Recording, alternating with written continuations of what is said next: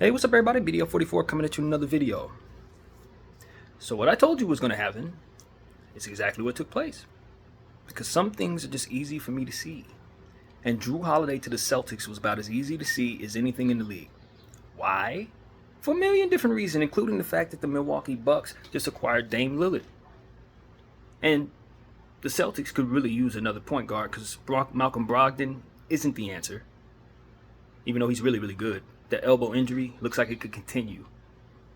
And Derek White is more so of a combo guard. You don't want him to be your point guard. Plus, if you're putting Derek White next to Drew Holiday, you have a really nice backcourt tandem.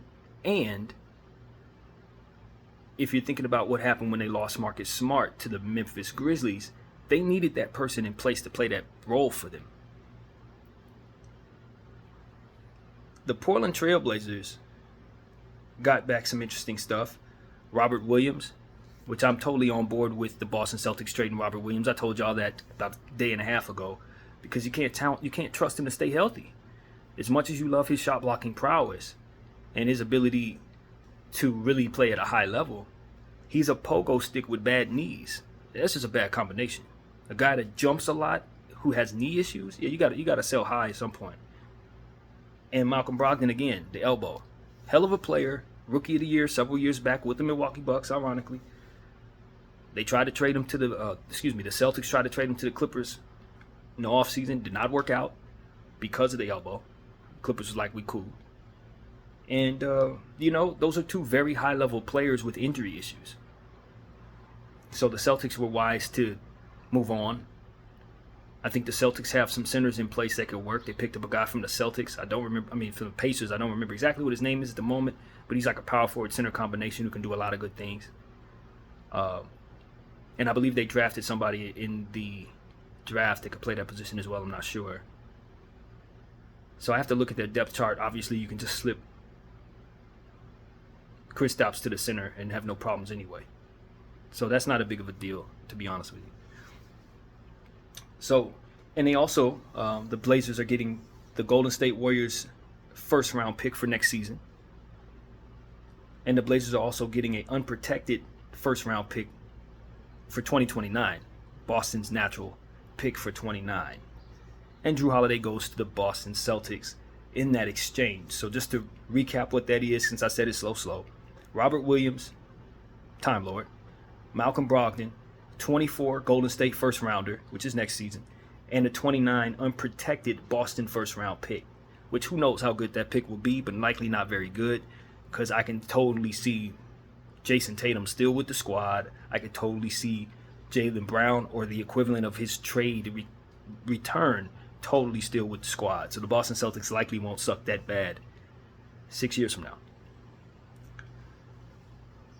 I like the trade for everybody. To be honest with you, I think the Portland Trail Blazers in their rebuilding situation, now once again, you still got another guard in Malcolm Brogdon, but you can quickly flip him to the Clippers because from what I understand, the Clippers want him. So if I'm the Blazers, I'm still going to flip Malcolm Brogdon even now. He's getting moved again because it don't make no sense to bring him in. He's too high level of a point guard. Does have some value given the fact the Clippers want him. And you have a rebuilding situation in place. Robert Williams, this is the proper role for him now. He's going to be playing behind DeAndre Ayton. You love that center tandem for the Blazers. And it doesn't require him to start anymore. He doesn't have to be somebody that you rely upon to be the only rim protection you have, even though I don't trust DeAndre Ayton as a rim protector, which is all the more reason why you bring in Rob Williams. So I like that for them. And you can also flip Robert Williams again if you want to. But this is more so about the pick equity that you're getting back. The Golden State Warriors next year, y'all know I'm not a believer in what they're doing. I really am not. And to be completely honest with you, I do see a world where they don't make the playoffs. That could be a good pick. A lot of people don't see that because the Golden State Warriors are the Golden State Warriors, but you hear about the ankle roll that just took place with their power forward. What's my man's name? My mind's going blank, but y'all know who he is. And it's one of those situations where you just don't think the Golden State Warriors really have a whole lot of youth on their team. Well, they do. If you want to look at some of the players that they have a couple guys that you can see kind of uplifting their team. So they have a nice little 8-man rotation. but I don't know if that's going to be enough in the deep West, especially when they don't have a real center and you're going up against Jokic. So I don't really like the Golden State Warriors this year at all. That doesn't necessarily mean that's going to be a good pick, because that is Steph Curry, and he's very much still ready to go. But I'm of the mindset that the Golden State Warriors are not a top 10 team in the Western Conference. I know that's unpopular, but I really don't think they are. So, yeah, I don't think that's the worst pick in the world for the Boston Celtics. I mean, for the Portland Trail Blazers to acquire. I don't think it's that bad at all. And as I said, the unprotected 29 first rounder from Boston. Anytime you have the word unprotected on there, that's great, because something could happen. Anything could happen. Boston could find themselves not in a rebuilding situation in year 29, even though I don't expect that. It could be possible. And if that's the case, you're looking up for the Portland Trail Blazers. You love that pick.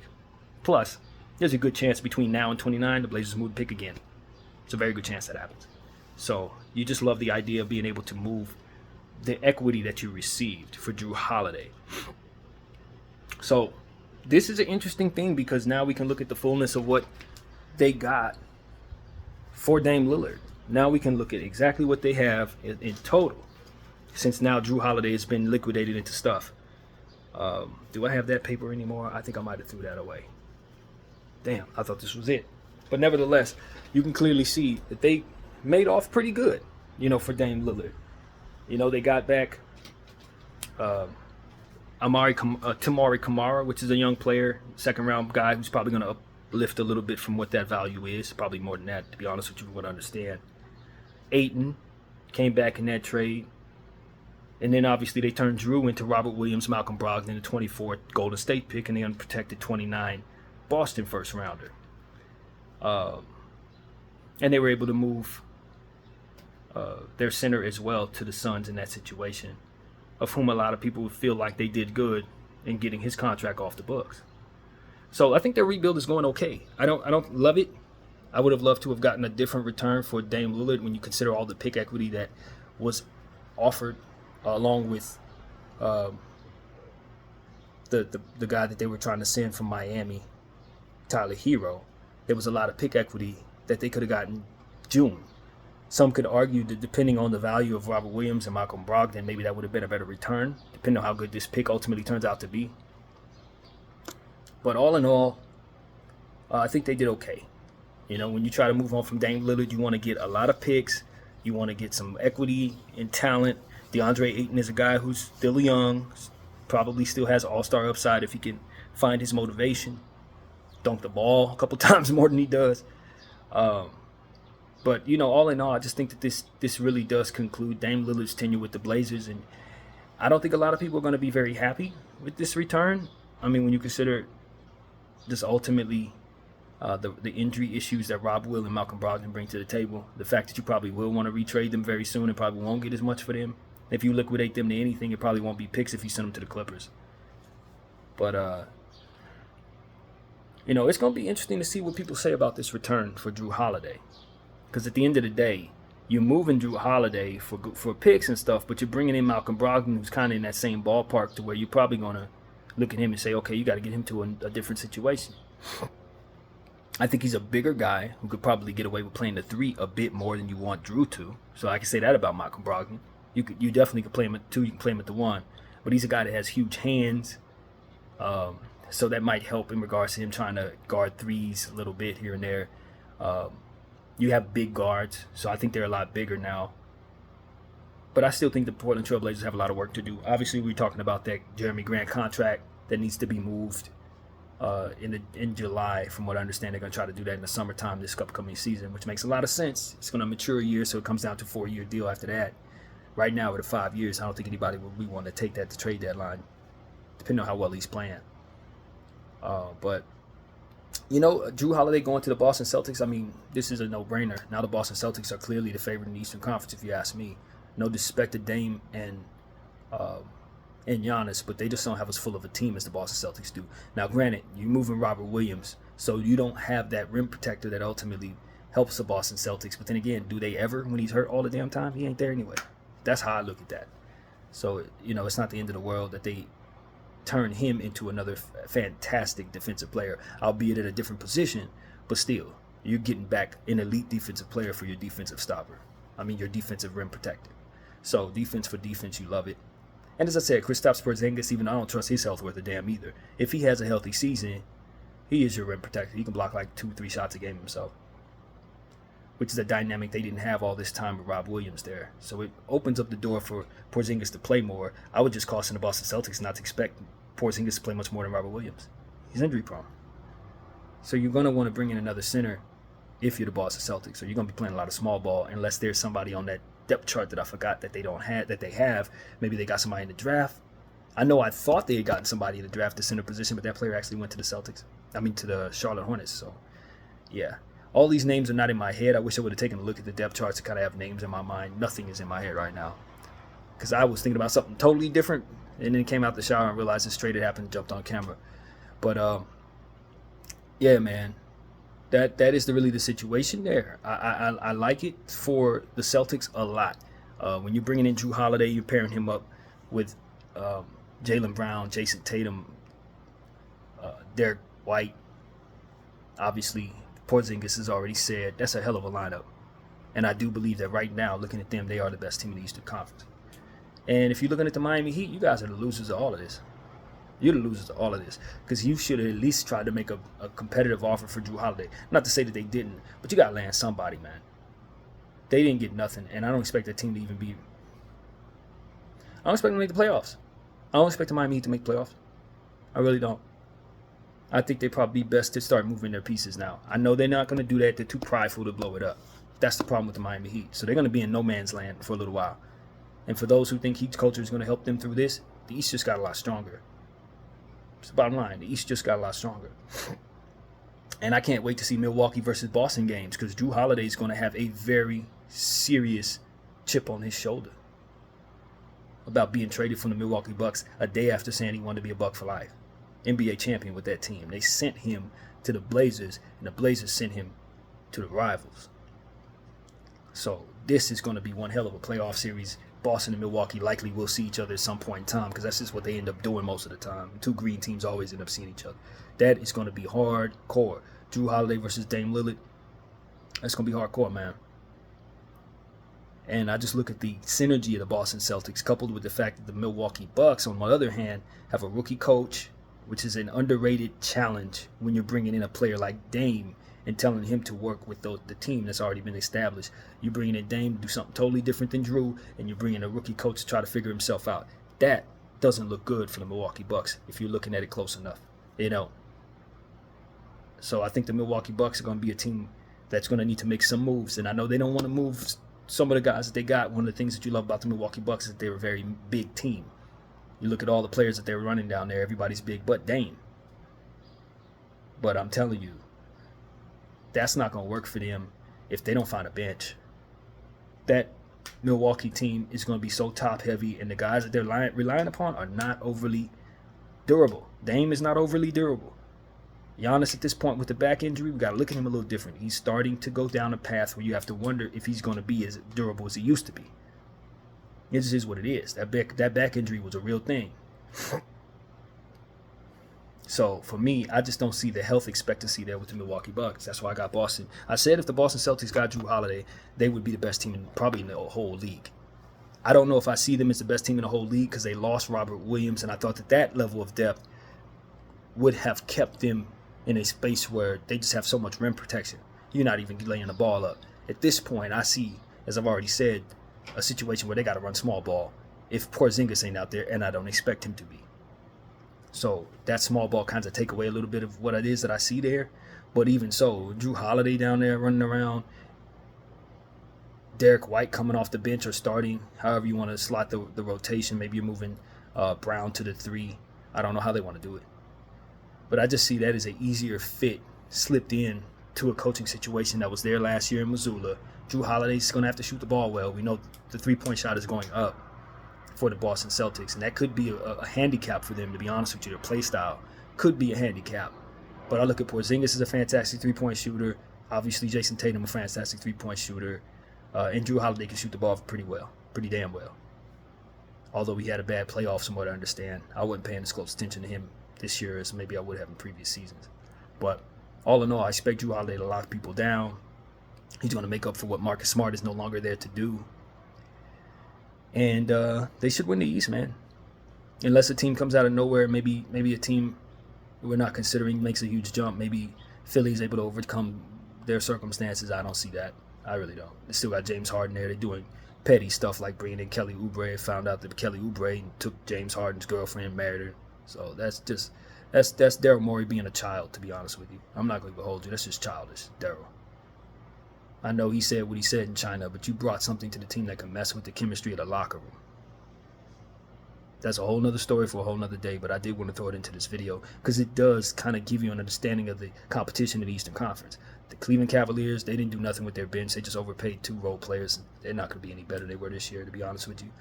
The New York Knicks are hoarding their picks as if that helps them with their timeline. What they need to do is take some of them picks and get some damn talent to make themselves as good as the Celtics. So they're being a little too hesitant for my liking, and I don't think they're going to get any better than they were last year. Julius Randle coming in from an ankle injury. I don't even know if he's going to start the season. I don't like the Knicks as much as I should. Their pieces don't necessarily showcase all of the talent that they have. And the coach that they have only wants to play 5 players 40 minutes a game. He should have been fired. I don't like them that much. So my take on the Eastern Conference is the Boston Celtics going to be up there. The Milwaukee Bucks going to be up there by default, unless a team like Orlando, with all the talent they have, matures and everybody has a breakout season at once, which is possible. But I don't think they'll be good enough to beat the Boston Celtics and the synergy of that team, and they're not going to be able to. You know, a team like the Pacers is going to be better, but not better than what they need to be in order to beat those 2 teams. Brooklyn, nah, they ain't going nowhere. I don't have anything for Brooklyn at all. They're in no man's land. They should have traded all those guys that they had for picks, and they just refused to do that. So they're now stuck in a space where they can't get better and they can't get worse. They're just going to be all right. You know what I'm saying? The Eastern Conference is not as strong as they need to be to rise above those 2 teams. But the problem with those 2 teams is the injury issues and the expectations that you have for these 2, for their cores. I mean, Jason Tatum, Jaylen Brown, I expect for them to stay healthy as any core, but Porzingis, like I said, he's made of glass, man. But they do have Jrue Holiday now, and he's not.